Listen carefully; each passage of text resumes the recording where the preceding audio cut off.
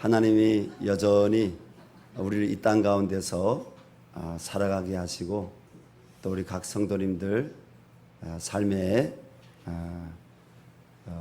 현장인 가정에서 직장에서 너무너무 수고 많습니다. 우리는 마지막 때를 살아가고 있습니다. 너무 뜨거워서 저 동남아 지역 같은 경우에는 이 자전거 타이어가 다 녹고 또 유럽도 도로에 세워진 이 가드라인들 가운데 이 플라스틱으로 만든 것들이 녹아내리는 그런 현상들이 이제는 보편적인 현상으로 계속 이어지고 있습니다. 우리나라가 이제는 열대입니다. 열대. 주님 오실 때가 가까이 온 줄로 믿습니다. 여러분, 땅에 소망 두지 말고 하나님 나라에 소망을 두는 사람은 복이 있습니다. 땅의 것을 더 많이 움켜쥐려고 하기보다도 하나님 주신 그 은혜를 나누는 성도는 복이 있습니다. 여러분, 저와 여러분이 오늘 이 성찬의 은혜라는 이 말씀을 통해서 그리스도 안에 우리가 거하기를 바랍니다. 오늘 우리는 거룩한 성찬 예배에 참석했습니다. 하나님께서는 우리에게 은혜를 주시는 방법이 있는데 그것을 신학자들은 신학적인 표현으로 은혜의 방편이라고 표현을 합니다. 은혜의 방편에 뭐가 있습니까? 말씀과 기도, 찬양이 있는 이 예배가 은혜의 방편입니다. 말씀도 은혜의 방편이요, 기도도 은혜의 방편이요, 그리고 찬양도 은혜의 방편이요, 그리고 또 교회도 은혜의 방편이요. 그런데 또 교회에는 성례, 세례와 성찬이 있습니다. 이것도 은혜의 방편입니다. 은혜의 방편은 뭡니까? 하나님의 은혜가 우리에게 전달되는 여러분 통로라는 것이죠. 오늘 본문은 하나님께서 사도 바울을 통해 말씀하시는 성찬에 대한 가르침입니다. 성찬은 단순히 떡과 포도주를 나누는 예식이 아니라 예수님께서 친히 제정하신 명령이요, 또 그분의 십자가 보혈과 대속의 사랑을 나타내는 은혜의 방편입니다. 안산제일교회를 섬기셨던, 지금은 소천하셨는데 우리 원로이신 우리 고은 목사님이 이런 이야기를 남겼습니다.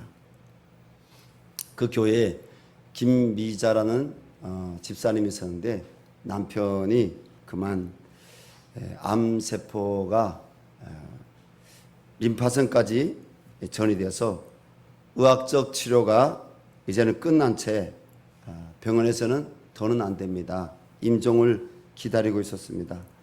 이 김일선 집사님이 너무 괴로운 것은요, 밤에도 이 낮에도 이 남편의 몸에 진통이 이렇게 찾아오는데 그것을 옆에 보는 것이 너무너무 괴로웠다고 합니다. 그런 고통을 지켜볼 수밖에 없었던 집사님이 바로 어느 해인가 이 부활절 성찬 예배에 참석했습니다.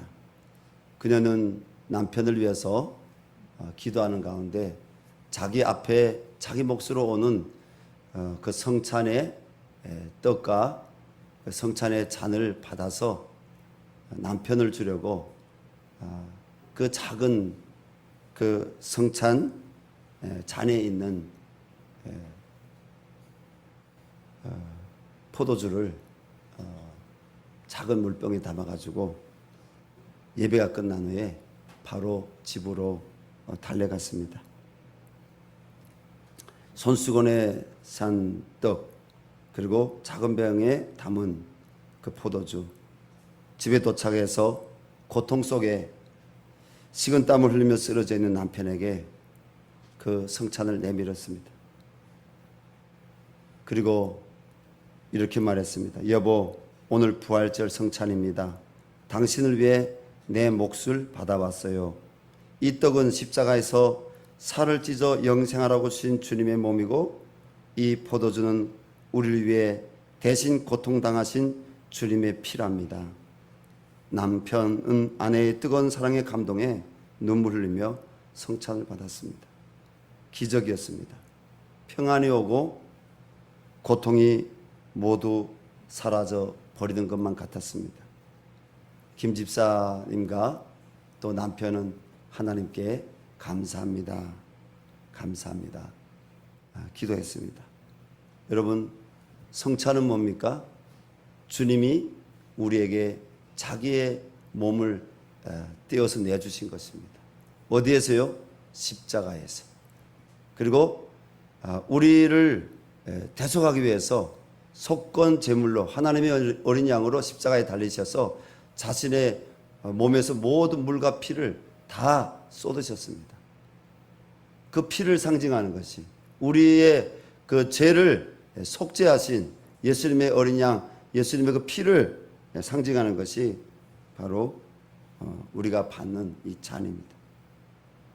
오늘 우리 성도님들은 성찬에 담긴 은미를 묵상하고 그 안에서 하나님의 은혜가 바로 저 사람에게 임하는 은혜가 아니라 나의 은혜로 받을 수 있기를 바랍니다. 저는 한 세 가지로 이 말씀을 나눠보겠습니다. 첫 번째는 성찬은 주님의 사랑을 기억하는 은혜입니다. 23절부터 25절 말씀 같이 읽겠습니다. 내가 너에게 전한 것은 주께 받은 것이니 곧 예수께서 잡히시던 밤에 떡을 가지사 축사하시고 떼어 이르시되 이것은 너희를 위하는 내 몸이니 이것을 행하여 나를 기념하라 하시고 식후에 또한 그와 같이 잔을 가지시고 이르시되 이 잔은 내 피로 세운 새 언약이니 이것을 행하여 마실 때마다 나를 기념하라 하셨으니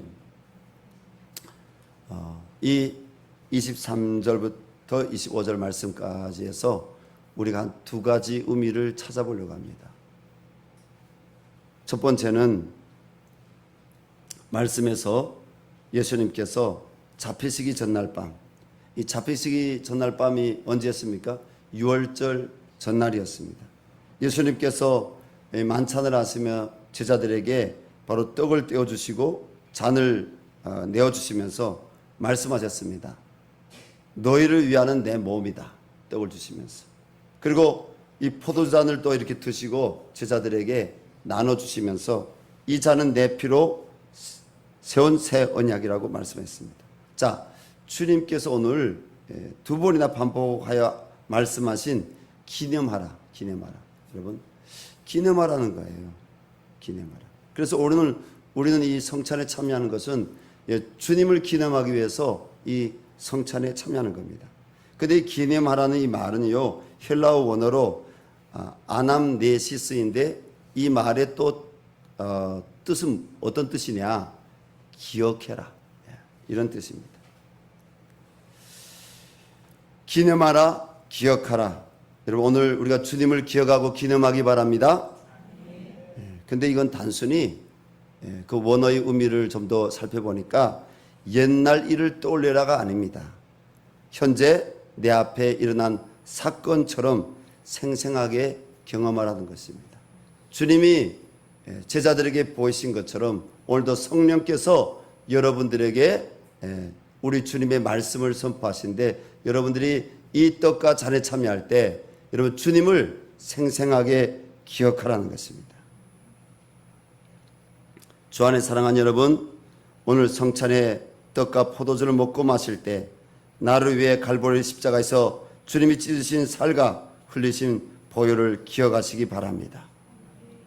성찬에 참여하는 것은 오직 예수 그리스도의 십자가의 공로로 내가 구원받았음을 생생하게 기억하는 은혜입니다. 그뿐 아니라 새 언약이니 주님이 또 말씀해서 우리에게 선포하십니다. 새 언약. 이 새 언약은 뭡니까? 옛 언약은 뭡니까? 율법을 지켜야 구원 온다는 것이 옛 언약입니다. 그래서 하나님은 우리에게가 아니라 구약의 이스라엘 백성들에게 제사 제도를 주셨습니다. 성막 제도를 주셨습니다.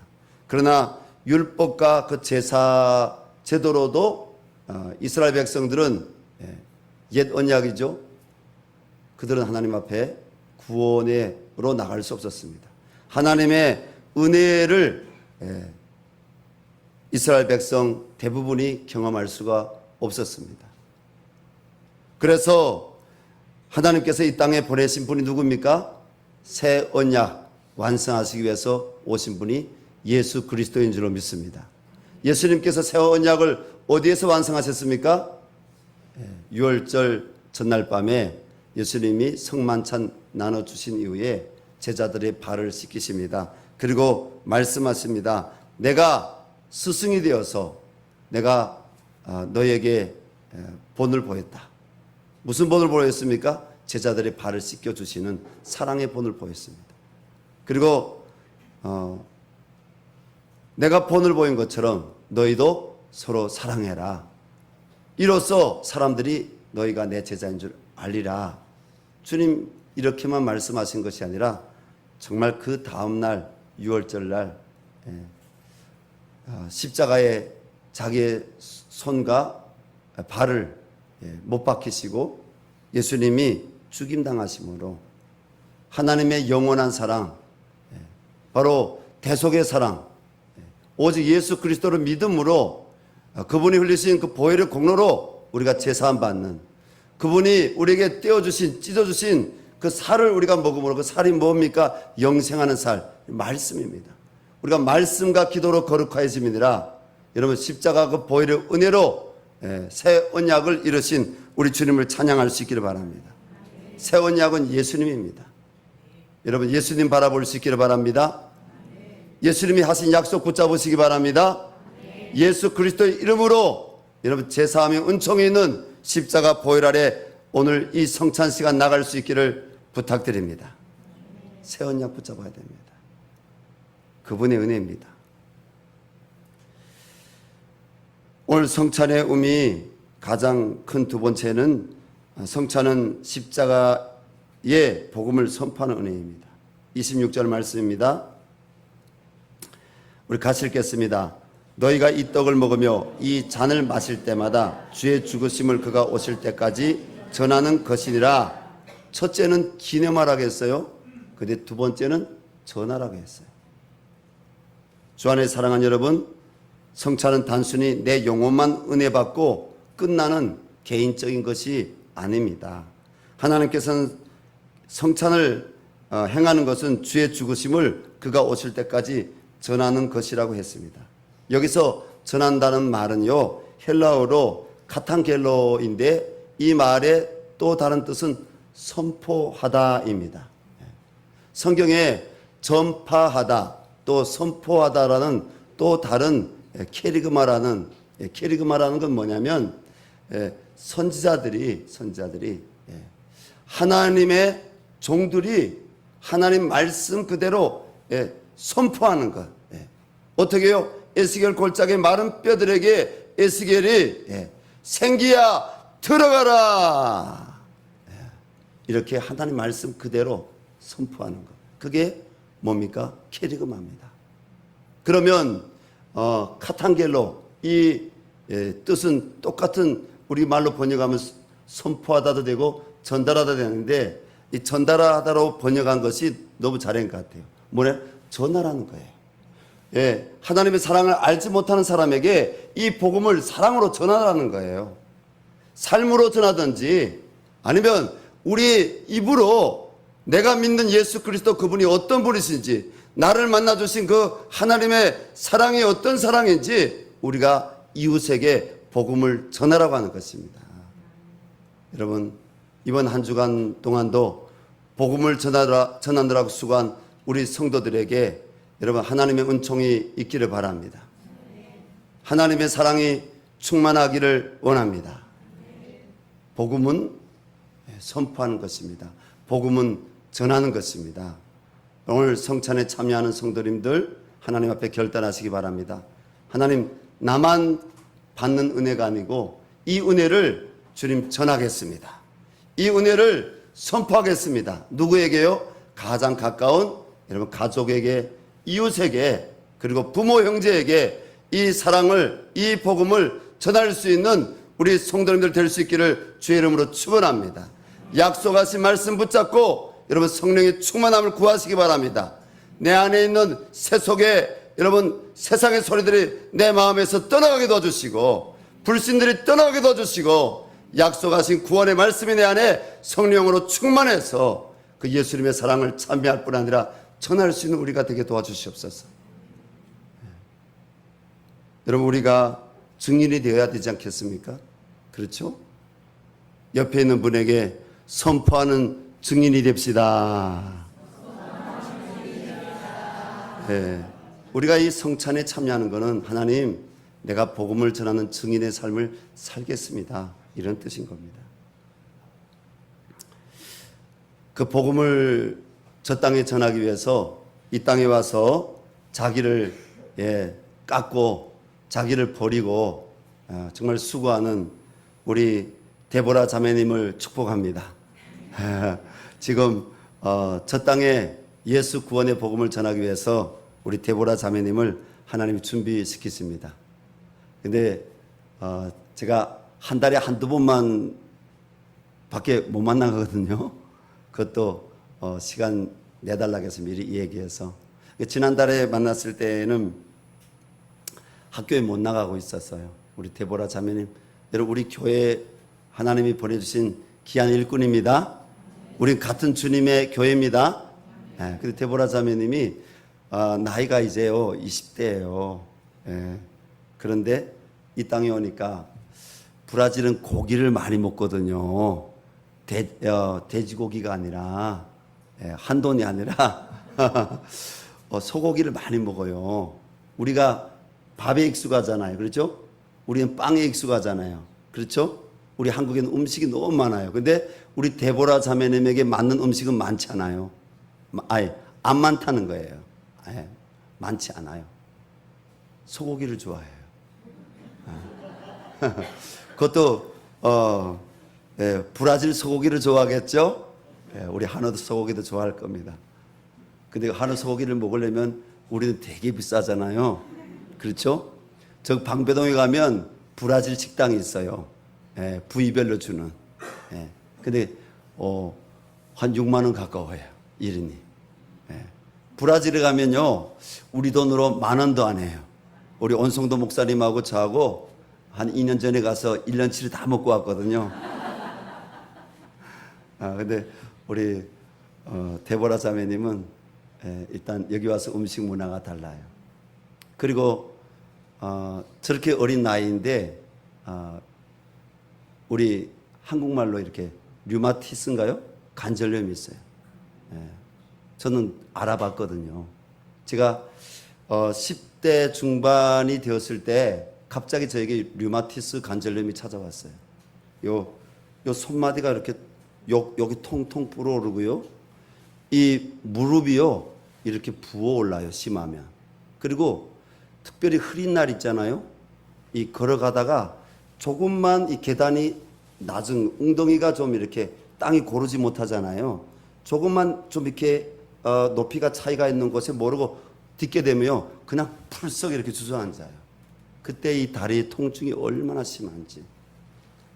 눈물도 나오고요. 달리기를 못해. 걸어다니는 거 너무 힘들어요. 특별히 날씨가 이렇게 우기 때 더 힘들어. 우기 때. 그래서 학교도 못 갔다는 거예요. 학교도. 우리 한국어를 배우고 있는데. 근데 하나님이 제가 하나님을 만나지 못했을 때지만 일반적인 하나님의 은총 가운데서 저는 한방 치료로 이렇게 고쳤어요. 한방 치료로. 그래서 저도 이제 가을을 기다리고 있어요. 제가 했던 방법으로 약초뿌리를 캐가지고 우리 데보라 자매님을 브라질 사람이지만 우리 한국식으로 한번 한방 치료 방법으로 저 완전히 낫도록. 할렐루야. 우리 이주의 자매님이 요즘에 이게 아프다는 얘기 안 해. 류마티스 관절염이었거든요. 이주의 자매님도 막 힘들고 울었을 거예요. 우리 이수복 권사님이 저희 교회 왔을 때 그 류마티스 관절염으로 인해서 그 딸이 고통 겪는 걸 이렇게 기도 제목을 내놔서 그때 내가 이야기했습니다. 그 내가 치료받은 방법이 있는데 그 방법으로 치료해 먹으면 분명히 나을 겁니다. 그래가지고 제가 약초 뿌리 그때 캐러도 못 가고요. 그때 저기 충청도에 있는 그 목사님이 약초를 캐서 보냈어요. 예. 그때가 또 가을이었던 걸 기억합니다. 그리고 거기다가 삶는 건 제가 삶았나요? 모르겠어요. 하여튼 예, 뭘 넣고 삶았어요. 뭘 넣은지는 지금 얘기 안 할게요. 그리고 그거 먹었는데 이후에 지금까지 그것 때문에 아프다고 이렇게 신방받거나 그것 때문에 어렵다고 우리 이주에 우리 성도님이 하는 걸 못 봤습니다. 예. 여러분, 제가 이 얘기하는 것은 뭐냐면 여러분들이 갖고 있는 또 제가 갖고 있는 그 사랑을 나눌 수 있기를 바랍니다. 우리 주변에 여러분 고통 있고 어려움 있는 사람이 있습니다. 그러면 우리가 나눌 수 있는 게 있거든요. 우리 데보라 자매님의 아버지가 혹시 부자인지 혹은 좀 적당히 사시는 분인지 모르겠습니다. 우리 데보라 자매에게 어떻게 돈 많이 쓰면 우리 자매님이 고침받을까요? 우리 자매님이 그때 호소하더라고요. 제가 어릴 때부터 많은 약을 써왔지만은 제가 완전히 낫지 않았습니다. 예. 그런데 하나님이 이제 낫게 하실 줄로 믿습니다. 우리 기도해 주시기 바랍니다. 우리가 하나님 주신 은혜를 나누는 거예요. 이 성찬은요, 하나님이 주신 은혜의 복음을 여러분 나누는 거예요. 나눌 수 있기를 주의 이름으로 축원합니다.